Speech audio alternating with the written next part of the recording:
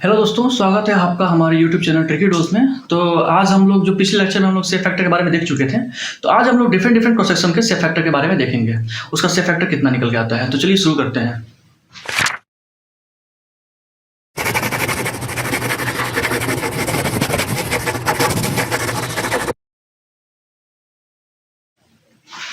तो आज का जो हमारा टॉपिक है वो सेफ फैक्टर अलग अलग क्रॉस सेक्शन का क्या क्या होगा। ठीक है, हमको पता है कि जो सेफ फैक्टर, इसके नाम में छुपा हुआ है सेफ फैक्टर, मतलब सेफ यानी क्रॉस सेक्शन के शेप पे डिपेंड करता है। इसका मतलब है क्रॉस सेक्शन का शेप जैसे जैसे बदलता जाएगा, सेफ फैक्टर का वैल्यू बदलता जाएगा।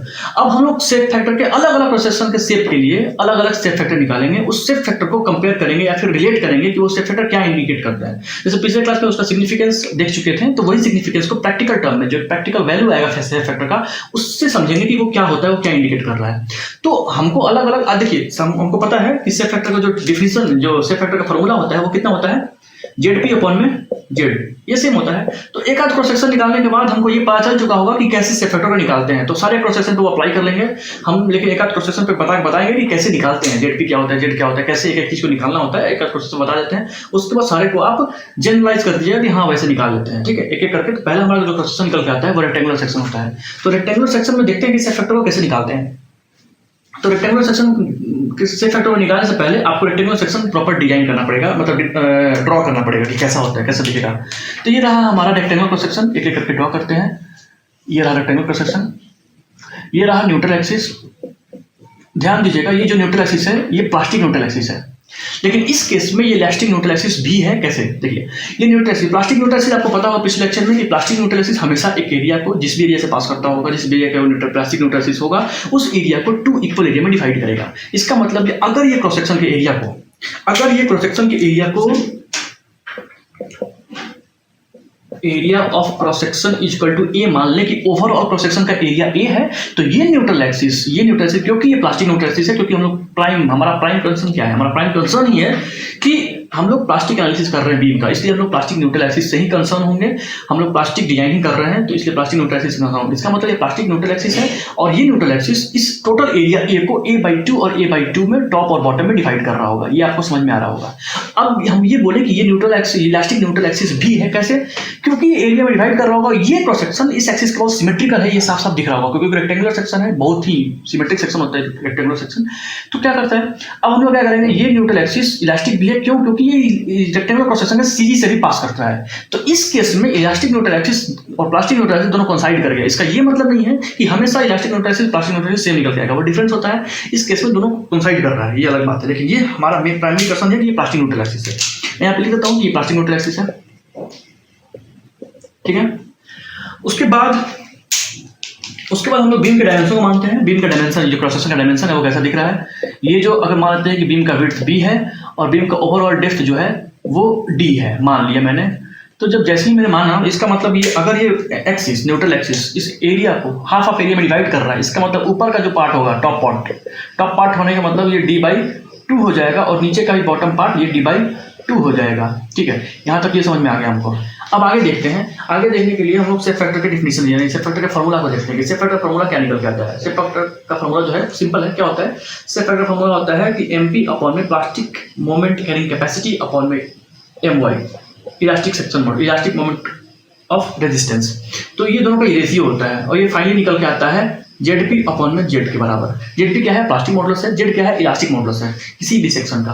तो जेड पी को फाइनली हम लोग लिखे थे, वो जो फॉर्मूला निकल के आया था वहां से निकल के आया था a/2 y1 बार प्लस y2 बार अपॉन में जेड के क्या फॉर्मूला था, इलास्टिक मॉडुलस से। ध्यान दीजिएगा, इलास्टिक मॉडुलस होता है वो बेंडिंग फॉर्मूला से निकल के आता है, m/i equal to sigma by y, वहां से निकल के आएगा। तो ये निकल के आ जाता है i/y। अब एक एक चीज देखते हैं कि ये क्या क्या है इस चीज में। इस टर्म में जो a है वो क्रॉस सेक्शन एरिया है टोटल। उसके बाद y1 बार जो है ना, ये ऊपर वाले टॉप क्रॉस सेक्शन का न्यूट्रल एक्सिस 2 इक्वल पार्ट में एरिया में डिवाइड कर रहा होगा ना, तो ये टॉप क्रॉस सेक्शन का सीजी का न्यूट्रल एक्सिस से डिस्टेंस है। हमको साफ साफ समझ में आ रहा है कि ये जो न्यूट्रल एक्सिस है ये कितना सिमेट्रिकली डिवाइड कर रहा है इस रेक्टेंगुलर सेक्शन को, इसलिए ये रेक्टेंगुलर सेक्शन का सीजी जो होता है वो सेंटर पे लाई करेगा। इसका मतलब अगर ये डायमेंशन d/2 है, इसका मतलब ये हाफ पे लाई करेगा, और हाफ पे लाई करने की वजह से ये जो y1 बार निकल के आता है हमारा, y1 बार क्या है, टॉप क्रॉस सेक्शन के एरिया का सीजी के प्लास्टिक न्यूट्रल एक्सिस से डिस्टेंस। तो ये हो गया डिस्टेंस, ये हो गया y1 बार, ये निकल के आ गया कितना d/4। 4। उसी तरह सिमिलर वे में हम लोग नीचे वाले का भी क्रॉस सेक्शन का CG निकाल लेंगे, उस CG के न्यूट्रल एक्सिस से डिस्टेंस निकालने के बाद ये भी d/4 आ जाएगा। तो यहाँ पे ये d/4 है, यहाँ पे ये d/4 है। ये y क्या है? y है सिंपल, देखिए y ऐसा चीज है कि y इलास्टिक सेक्शन मॉडुलस है, y इलास्टिक सेक्शन मॉडुलस से रिलेटेड चीज है। इसका मतलब y हमारा ये है कि टॉप या बॉटम फाइबर, यहाँ किसमें दोनों किसमें सेम है, हमारा टॉप फाइबर और बॉटम फाइबर दोनों सेम डिस्टेंस पे है। तो y यही चीज है, उसके टॉप फाइबर या बॉटम फाइबर का न्यूट्रल एक्सिस से डिस्टेंस है। तो टॉप फाइबर और बॉटम फाइबर का न्यूट्रल एक्सिस, ध्यान दीजिएगा, इलास्टिक न्यूट्रल एक्सिस से डिस्टेंस है। इस केस में इलास्टिक और प्लास्टिक दोनों कोइंसाइड कर रहा है, इसलिए हमारा जो कैलकुलेशन होगा वो थोड़ा सा आसान होने वाला है। इलास्टिक न्यूट्रल एक्सिस से और प्लास्टिक न्यूट्रल एक्सिस सेम निकल के आया, तो इलास्टिक न्यूट्रल एक्सिस से डिस्टेंस निकालना भी आसान रहेगा हमारे लिए। इसलिए इलास्टिक न्यूट्रल एक्सिस हमारा यही है, इसलिए ये जो डिस्टेंस है ऊपर का न्यूट्रल एक्सिस से टॉप फाइबर के डिस्टेंस को बोलते हैं y, यहाँ इंडिकेट करके बोल दिया। तो हमको ये समझ में आएगा कि ये सब चीज़ इनमें क्या क्या है, हमको ये पता चलेगा कि ये कहाँ क्या फिल करना है। जैसे ही हमको पता चलेगा फिल करना स्टार्ट करते हैं। a/2 क्रॉस सेक्शन का एरिया कितना है, अगर एरिया को डिवाइड करना होगा, एरिया को बताना होगा, तो ये b × d, क्योंकि रेक्टेंगुलर है और रेक्टेंगुलर साइड जो है वो b और d है, तो ये bd/2 निकल के आ जाएगा। y1 पर क्या है, d/4 है, न्यूट्रल एक्सिस से उसके सेंट्रॉइड का डिस्टेंस, तो ये d/4 है, ये प्लस d/4 है। मोमेंट ऑफ इनर्शिया क्या है, moment of inertia elastic neutral axis के अबाउट इस क्रॉस सेक्शन का मोमेंट ऑफ इनर्शिया, क्योंकि हमारा इलास्टिक न्यूट्रल एक्सिस और प्लास्टिक न्यूट्रल एक्सिस यहाँ पे कोइंसाइड कर रहा है, यही है, इसलिए इसी एक्सिस के अबाउट इस क्रॉस सेक्शन का moment of inertia. Rectangular cross section के लिए सिंपल एक टेक्निक, एक ट्रिक है, ये जान जाइए कि रेक्टेंगुलर क्रॉस सेक्शन के लिए जब भी हमको मोमेंट ऑफ इनर्शिया निकालना होगा किसी एक्सिस के अबाउट, तो वो एक्सिस जिस भी डायमेंशन को कट करे उसका हमेशा क्यूब कीजिएगा, बाकी जो होगा वो सिंपल फॉर्म में पड़ा होगा। इसका मतलब हमको ये पता होता है कि रेक्टेंगुलर क्रॉस सेक्शन का उसके एक्सिस के अबाउट मोमेंट ऑफ इनर्शिया कैसे निकालते हैं। जो एक्सिस उसके सेंट्रॉइड से पास करता है वो निकालने का सिंपल टेक्निक है कि जो जिस डायमेंशन को वो कट कर रहा है, मतलब डी को कट कर रहा है, बी को कट नहीं कर रहा है, इसका मतलब डी का क्यूब करेंगे और बी को सिंपल लिखेंगे, मतलब बी डी क्यूब अपॉन में 12। तो आई जो निकल के आ गया वो बी डी क्यूब अपॉन में 12 डिवाइड बाई वाई क्या है, यहाँ पे वाई जो है न्यूट्रल एक्सिस से यहाँ तक का टॉप फाइबर का डिस्टेंस, इलास्टिक न्यूट्रल एक्सिस से टॉप फाइबर का डिस्टेंस जो कि वाई है, जो कि वाई इक्वल टू d/2 है यहाँ पे देखने को मिल रहा है। तो यहाँ पे d/2 मैंने लिख दिया। ये करने के बाद जब आप कैलकुलेशन करेंगे, ये काट पीट करेंगे, ये निकल के आएगा 1.5। इसका मतलब हमको ये समझ में आया कि जो रेक्टेंगुलर क्रॉस सेक्शन का जो शेप फैक्टर होता है वो 1.5 होता है। तो यहाँ पे मैं यहाँ पे लिख देता हूँ कि shape factor of rectangular cross section वो 1.5 होता है। इस चीज को नोट कर लीजिएगा। तो इस चीज को नोट कीजिए। हम अब इस शेप फैक्टर के जो 1.5 निकल के आया, एक वैल्यू निकल के आया, इस वैल्यू का सिग्निफिकेंस देखेंगे। अभी तक हम लोग शेप फैक्टर के पिछले लेक्चर में ओवरऑल सिग्निफिकेंस देख चुके हैं। तो शेप फैक्टर क्या इंडिकेट करता है, ये क्या होता है किसी भी क्रॉस सेक्शन के लिए। अब हम लोग शेप फैक्टर के जो निकल के आया यहाँ पे एक पार्टिकुलर वैल्यू, उसको देखते हैं कि वो क्या इंडिकेट करता है। वो सेम चीज इंडिकेट करेगा, लेकिन अब हम लोग एक प्रैक्टिकल एक वैल्यू के साथ समझ सकते हैं कि वो क्या इंडिकेट कर रहा होगा। चलिए इसको नोट कीजिए। हम लोग नेक्स्ट स्लाइड में ये देखेंगे कि वो क्या रिप्रेजेंट करता है। चलिए ध्यान दीजिए। अब हम लोग देख चुके हैं कि रेक्टेंगुलर सेक्शन का जो शेप फैक्टर निकल के आया है वो 1.5 निकल के आया है। अब हम लोग उस 1.5 का सिग्निफिकेंस देखते हैं क्या इंडिकेट करता है वो। तो यहाँ पे इस नोट में लिख लीजिएगा इस चीज को। तो इस नोट में मैंने ये इंडिकेट किया है कि जो शेप फैक्टर है ना वो 1.5 रेक्टेंगुलर का आने का क्या मतलब है। 1.5 आने का मतलब, पहले बात चलो शेप फैक्टर के डेफिनेशन में आते हैं। शेप फैक्टर क्या इंडिकेट करता है? शेप फैक्टर एक रेशियो है किसका? Plastic moment carrying capacity to the yield moment of resistance के। अब यील्ड मोमेंट ऑफ रेजिस्टेंस करेंगे मतलब कि वो यील्ड मोमेंट ऑफ रेजिस्टेंस मतलब कि पहला टॉप फाइबर या बॉटम फाइबर कोई यील्डिंग स्टार्ट होने से पहले तक, यील्डिंग स्टार्ट होने जस्ट यील्डिंग स्टार्ट हुआ उस समय तक कितना लोड, कितना बीम जो है हमारा वो कितना मोमेंट बियर कर पा रहा है, मतलब कितना मोमेंट कैरिंग कैपेसिटी है उसके पास। ये हुआ यील्ड मोमेंट कैरिंग कैपेसिटी या फिर यील्ड मोमेंट ऑफ रेजिस्टेंस। दूसरा प्लास्टिक मोमेंट कैरिंग कैपेसिटी, मतलब कि वो प्लास्टिक स्टेज पे चला गया, उसका सारा फाइबर यील्ड कर चुका है। वो यील्डिंग जैसे स्टार्ट नहीं किया, उसका सारा फाइबर यील्ड कर चुका है। वहां तक यील्डिंग पहुंचने तक, वहां तक पहुंचने तक, उस लिमिट तक पहुंचने तक वो बीम जितना भी मोमेंट कैरी कर पा रहा है या फिर जितना मोमेंट कैरिंग कैपेसिटी है उसके पास, उसको बोलते हैं प्लास्टिक मोमेंट कैरिंग कैपेसिटी। तो ये जो डिफिनेशन है शेप फैक्टर का, रेशियो इंडिकेट करता है किसका? प्लास्टिक मोमेंट कैरिंग कैपेसिटी और यील्ड मोमेंट कैरिंग कैपेसिटी का या फिर यील्ड मोमेंट ऑफ रेजिस्टेंस का।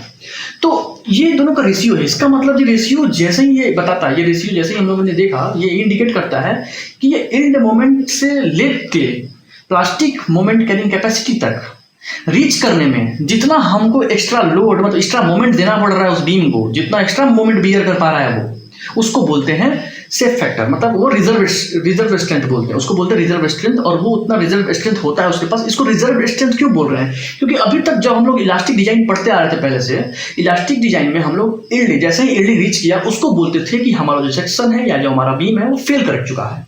लेकिन हम लोग इस केस में ऐसा नहीं बोल रहे हैं, क्योंकि हमारा मटेरियल डक्टाइल है, इसका सारा फाइबर यील्ड कर सकता है। हमारे पास इतना ऑप्शन मतलब इतना ज़्यादा स्ट्रेन परमिट करने का कैपेबिलिटी है कि हम लोग इतना स्ट्रेन को परमिट कर सकें ताकि हमारा सारा फाइबर भी ईल्ड कर सके। अब जैसे ही सारा फाइबर एक एक फाइबर ईल्ड करता है, उतना ईल्ड करने के साथ ही हमारे पास क्या होता है कि हम अल्टीमेट तक उसको मतलब सीधा फेलियर होने तक मतलब प्लास्टिक के स्टेट तक उसको लोड कर सकते हैं। इसका मतलब हम लोग को इलास्टिक पे फेल कराना ये कहीं ना कहीं से हमारे स्ट्रेंथ को कम करता है, और स्ट्रेंथ को कम करता है तो हमारा जो इकोनॉमी है वो थोड़ा सा रिड्यूस हो जाएगा। तो इसलिए जो हमारा ये होगा कि अब ये जो सेफ फैक्टर है वो इंडिकेट करता है, क्या इंडिकेट करता है 1.5 आया। इसका मतलब उसका जितना भी ईल्ड मोमेंट कैरिंग कैपेसिटी है उसका 1.5 गुना उसका प्लास्टिक मोमेंट कैरिंग कैपेसिटी है। इसका मतलब अगर ईल्ड मोमेंट कैपेसिटी जितना भी है उसका 50% आपको और लगाना पड़ेगा उसको प्लास्टिक तक रीच कराने में। जैसे ही प्लास्टिक रीच तब जाकर वो फेल कहलाएगा, इसलिए उसको रिजल्ट बोला गया है, क्योंकि इलास्टिक स्टडी में उसका यूज नहीं आता था और प्लास्टिक स्टडी में उसका भी यूज कर रहे हैं हम लोग, इसलिए उसको रिजल्ट बोला गया है, रिजर्व स्ट्रेंथ बोला गया है। इसलिए यहाँ पे लिखा गया है कि safe factor 1.5 means there is 50% of reserve strength beyond yield moment. Yield moment के बाद भी उसके पास 50% स्ट्रेंथ अभी भी बचा हुआ है, तब उसको हम ईल्डिंग पे ही क्यों फेल बोले। पहली बात, अगर ईल्डिंग पे फेल नहीं बोलते हैं, प्लास्टिक पे फेल बोलेंगे तो कितना परसेंट एक्स्ट्रा स्ट्रेंथ है उसके पास पहले वाले का। तो ईल्ड तक वाले का मान लेते हैं वो 100 किलोमीटर का लोड बेयर कर पा रहा है, तो और 50 किलोमीटर लगाएंगे तब जाके वो फेल करेगा। सोचिए, आपके पास 1.5 गुना स्ट्रेंथ था लेकिन आप सिर्फ 1 टाइम स्ट्रेंथ को यूज कर पा रहे थे, तो ये कहीं ना कहीं डिमेरिट था।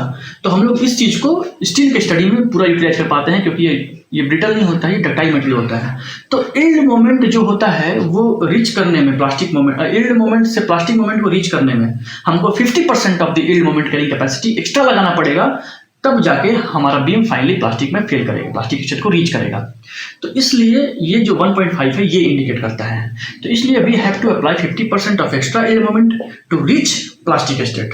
तो ये सिंपल स्टेटमेंट था। हम लोग प्लास्टिक ये सेफ फैक्टर के बारे में देख चुके हैं, वो पहले ही देख चुके थे, लेकिन हमको एक प्रैक्टिकल वैल्यू मिला 1.5 का। इससे हम लोग अच्छे से समझ पाए कि हाँ 100% 1.5 गुना ज़्यादा लगाना पड़ेगा हमको प्लास्टिक मोमेंट कैरिंग कैपेसिटी तक रीच करने में। तो ये ठीक है, ये हमको समझ में आ गया। तो हम लोग इस लेक्चर में रेक्टेंगुलर सेक्शन के बारे में देख चुके हैं। हम लोग एक सेक्शन के बारे में और देखेंगे, सर्कुलर के बारे में देखेंगे। उसके बाद फाइनली हम लोग एक कंक्लूजन निकालेंगे। सारे सेक्शन का आपको हम एक ट्रिक देंगे याद करने का कि सारे टाइप के सेक्शन को कैसे याद करें सेफ फैक्टर को। उसके बाद जब सारे सेक्शन का सेफ फैक्टर पता चल जाएगा, उसके बाद हम कंपैरिजन करेंगे। कंपैरिजन ये कि क्या उसके सेफ फैक्टर का उसके एक्चुअल स्ट्रेंथ से कोई रिलेशन है क्या। तो आप बने रहिए, नेक्स्ट लेक्चर में इसका भी खुलासा करेंगे हम कि क्या उसका सेफ फैक्टर रिजर्व स्ट्रेंथ को तो बता रहा है, लेकिन क्या उसके एक्चुअल स्ट्रेंथ को इंडिकेट कर रहा है क्या। सेफ फैक्टर ज्यादा होने का मतलब क्या स्ट्रेंथ भी ज्यादा होना होता है क्या। ठीक है, इसके बारे में आगे नेक्स्ट लेक्चर में देखेंगे। अब तक के लिए इतना छोड़ते हैं, नेक्स्ट लेक्चर में हम लोग स्टार्ट करेंगे। ठीक है, थैंक यू। अगर आपको ये लेक्चर पसंद आया तो लाइक कीजिएगा, चैनल पसंद आया तो सब्सक्राइब कीजिएगा।